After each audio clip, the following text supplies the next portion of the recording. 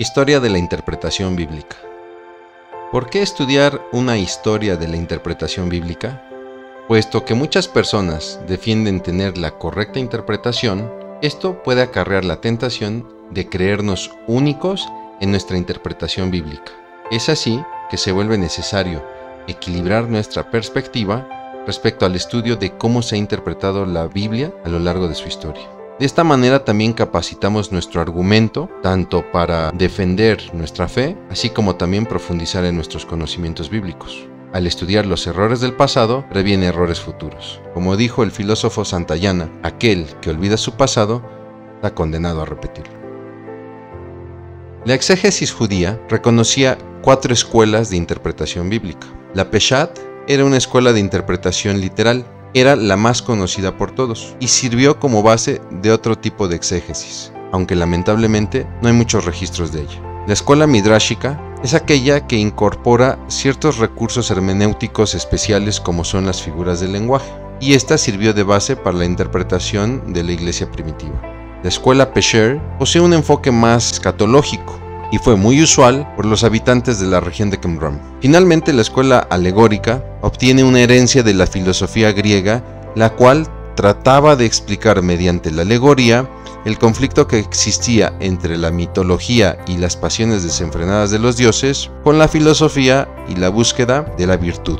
Un ejemplo de exégesis alegórica se puede ver en la historia de Abraham y su viaje hacia la tierra prometida. Se dan diferentes significados, como puede ser en el caso de Abraham, que representa a un filósofo estoico, que si bien trata de no ser presa de sus pasiones, aún es víctima de sus sentidos. Caldea, el lugar de donde él sale, representa su sensualidad. Harán es una palabra que significa agujeros. El lugar a donde él llega representa el vacío que ha tenido por los sentidos de los cuales él ha salido. Cuando Abraham se vuelve Abraham, entonces esto significa que ahora tenemos un filósofo iluminado, y su relación con Sara representa su relación con la sabiduría. En el caso de nuestro Señor Jesucristo, cuando Él trató narraciones del Antiguo Testamento, Él las mostró como hechos verdaderos, no como historias alegóricas. Es así que cuando Él narra la historia de Jonás en el vientre del gran pez para dar la señal que le requerían los fariseos, Él lo dio como un hecho real, un hombre que estuvo 3 días y 3 noches en el vientre del gran pez, sin referirse a algún significado extra. Vemos en la exégesis de Jesús respecto de estas narraciones un significado directo. Cuando un fariseo le pregunta a Jesús acerca de ¿quién es mi prójimo?, el Señor Jesucristo relata la parábola del buen samaritano, donde no se busca ningún tipo de significado alegórico. Simplemente se busca explicar ¿quién pues de estos 3 te parece que fue el prójimo del que cayó en manos de los ladrones? De esta manera, a través de la interpretación que realiza Jesús sobre las Escrituras, Él denuncia los métodos casuísticos religiosos. ¿Por qué también vosotros quebrantáis el mandamiento de Dios por vuestra tradición? Fue uno de los argumentos con los que el Señor Jesucristo encaró a fariseos y escribas. Es así que su interpretación se vuelve reconocida. Y cuando terminó Jesús estas palabras, dice la Biblia, la gente se admiraba de su doctrina. Si bien es cierto que Jesús no emplea el uso de significados alegóricos, sí emplea el uso de modismos hebreos.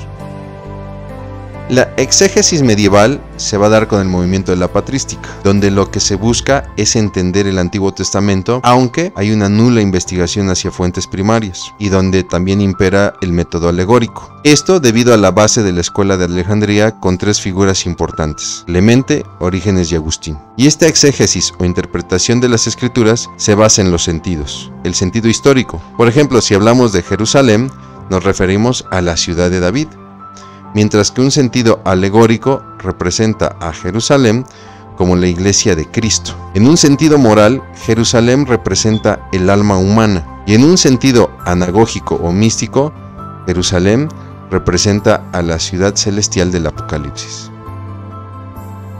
Cabe destacar el papel de la escuela de Antioquía, quien buscó contraatacar la escuela alegórica, dándole mayor preferencia al sentido gramático histórico. Es así que el significado espiritual se da en el suceso mismo. El problema de esta escuela es que fue empañada por uno de sus representantes, Teodoro Nestorio, quien negó la divinidad de Jesús al afirmar que Jesús era simplemente un representante de la divinidad del Padre y no Dios mismo. Sin embargo, la escuela de Antioquía presentaba una exégesis más centrada. Tomando el mismo ejemplo del viaje de Abraham, el significado sería el acto de fe de un hombre que dejó la comodidad de su tierra por ir hacia lo desconocido en obediencia a Dios por algo que le había prometido. Es así que Abraham, Sara y las ciudades no tienen otro significado. Con la llegada de la Reforma y la Posreforma, se busca una respuesta al oscurantismo medieval, y entonces la interpretación de las Escrituras va a partir de los idiomas originales. Martín Lutero va a basar su interpretación bíblica desde la perspicuidad bíblica, es decir, la Biblia es clara en su mensaje. Calvino buscará resolver la interpretación bíblica a partir del contexto, tanto gramático como también de pasajes paralelos. El movimiento confesionalista se basa en los credos que ellos mismos hicieron respecto a los concilios católicos de la Contrarreforma. El pietismo será un movimiento que basará la interpretación de las Escrituras a la unción del Espíritu Santo. Y el movimiento racionalista basará la interpretación de las Escrituras tomando como eje el juicio o la razón, mientras que el empirismo basará la interpretación de las Escrituras en la realidad de los sentidos. Con la llegada de la hermenéutica moderna, surgen movimientos como el liberalismo, donde se habla de grados de inspiración y donde la interpretación bíblica está en razón de buscar una experiencia religiosa. La neortodoxia, que tomará la Biblia simplemente como una colección de mitos, negará incluso los milagros registrados en esta. Y la nueva hermenéutica basará la interpretación bíblica en la realidad del lenguaje que la contiene, un poco o muy similar a lo que se hace con la lingüística.